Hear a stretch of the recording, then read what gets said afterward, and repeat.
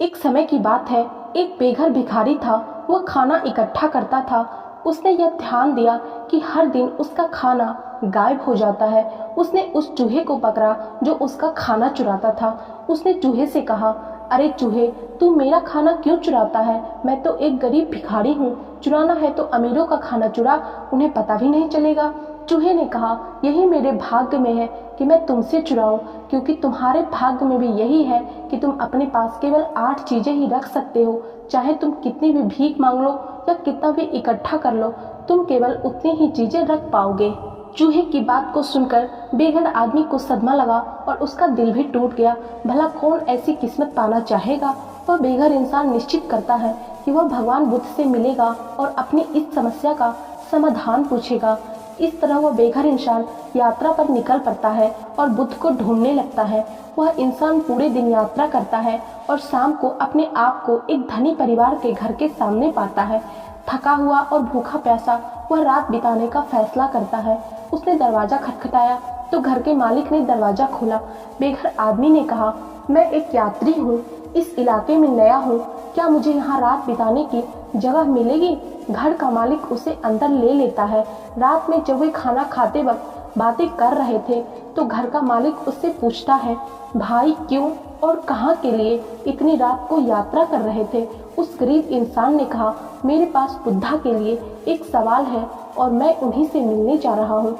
जब उस घर के मालिक ने यह सुना तो उसने कहा, क्या आप मेरी तरफ से भी एक सवाल बुद्धा से पूछ सकते हैं? उस बेघर इंसान ने कहा, बताइए, मैं आपकी तरफ से उनसे जरूर पूछूंगा। मालकिन ने कहा, हमारी 16 साल की बेटी है जो बोल नहीं सकती। हमें बस पूछना है कि हमें क्या करना होगा जिससे वह बोलना शुरू कर दे। अगली सुबह ही बेघर इंसान उन्हें आश्रय देने के लिए धन्यवाद करता है और कहता है कि वह उनका सवाल बुद्धा से जरूर पूछेगा। वह अपनी यात्रा दोबारा शुरू करता है, लेकिन कुछ ही दूर चलने के बाद वह पहाड़ों का एक झुंड देखता है जिन्हें उसे पार करना होता है। एक पहाड़ पार करता है और उसे एक जादूगर मिलता है।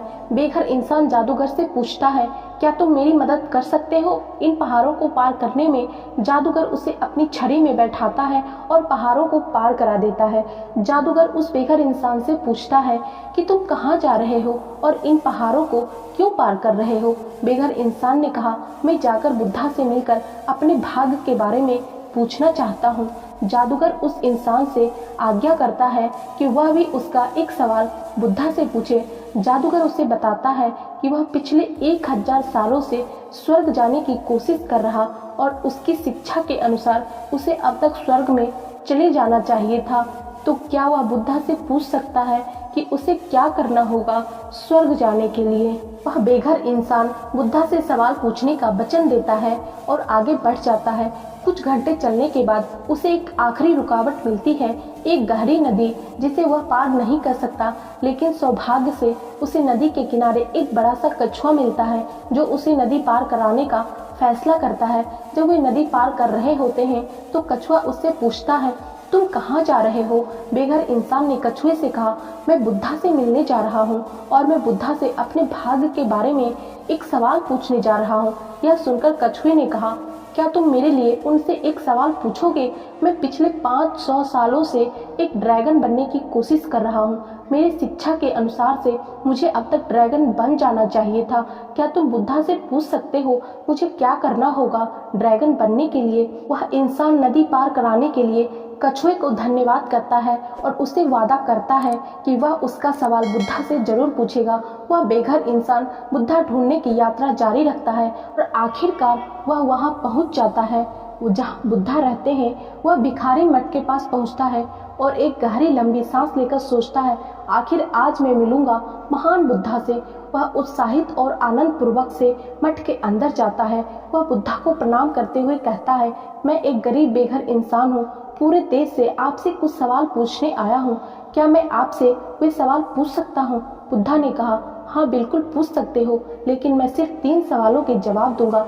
वह इंसान हैरान हो गया क्योंकि उसके पास तो 4 सवाल थे।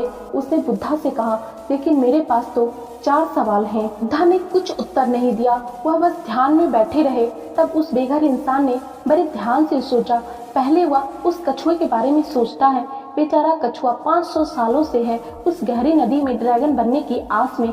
कितनी मुश्किल होगी उसकी जिंदगी उस गहरी नदी में। फिर वह जादूगर के बारे में सोचता है जो 1000 सालों से जी रहा है स्वर्ग जाने की कोशिश में। वह बेघर इंसान सोचता है कि 1000 साल तो बहुत लंबा समय होता है, अब तो उस जादूगर को स्वर्ग जाना ही चाहिए। आखिर में वह उस लड़की के बारे में सोचता है जो अपनी पूरी जिंदगी जीने वाली है बिना कुछ बोले। वह सोचता है बिना कुछ बोले कैसे वह लड़की अपनी पूरी जिंदगी जिएगी, यह तो क्रूरता है, पाप है। फिर वह अपनी तरफ देखता है और सोचता है कि मैं तो बस एक बेघर भिखारी हूँ, मैं वापस अपने शहर जाकर भीख मांगना जारी रख सकता हूँ, मुझे इसकी आदत है, मेरा तो कुछ नहीं बदलेगा। लेकिन उन लोगों का वह सब कुछ बदल सकता है यदि उन्हें उनके सवालों का जवाब मिल जाए तो। जब उसने दूसरों की समस्या की ओर देखना शुरू किया तो उसे खुद की तकलीफ कम दिखने लगी तथा उसने उनके सवाल को महात्मा बुद्ध से पूछने का निर्णय लिया। गरीब इंसान ने बुद्धा से कछुए के बारे में पूछा। बुद्धा ने कहा वह कछुआ अपना ढांचा छोड़ने को तैयार नहीं है, जब तक वह अपने ढांचे से बाहर नहीं आएगा वह कभी ड्रैगन नहीं बन सकता। फिर उस बेघर इंसान ने उस जादूगर के बारे में पूछा। बुद्धा ने कहा वह जादूगर हमेशा अपनी छड़ी अपने पास रखता है, कभी उसे नीचे नहीं रखता, उसकी छड़ी उसे स्वर्ग जाने से रोक रही है। अब उस बेघर इंसान ने उस लड़की के बारे में पूछा। बुद्धा ने कहा वह लड़की जरूर बोल पाएगी जब वह अपने हमसफर से मिलेगी। अपने तीनों प्रश्न के उत्तर पाकर वह बेघर इंसान महान बुद्धा को प्रणाम करता है और खुशी खुशी वहां से चल देता है। रास्ते में वह उस कछुए से मिलता है।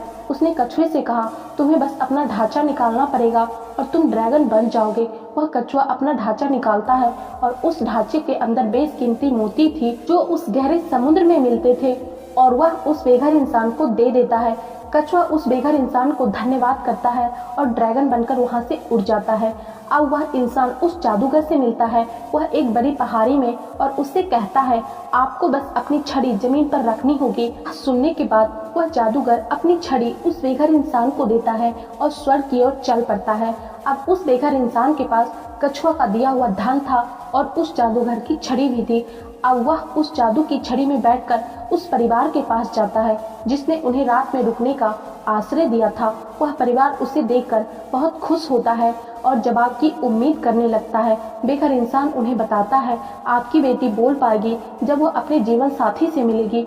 उसी क्षण उनकी बेटी नीचे आई और बोली क्या यह वही आदमी है जो पिछले हफ्ते भी आए थे। वह लड़की और उसके माता पिता हैरान थे।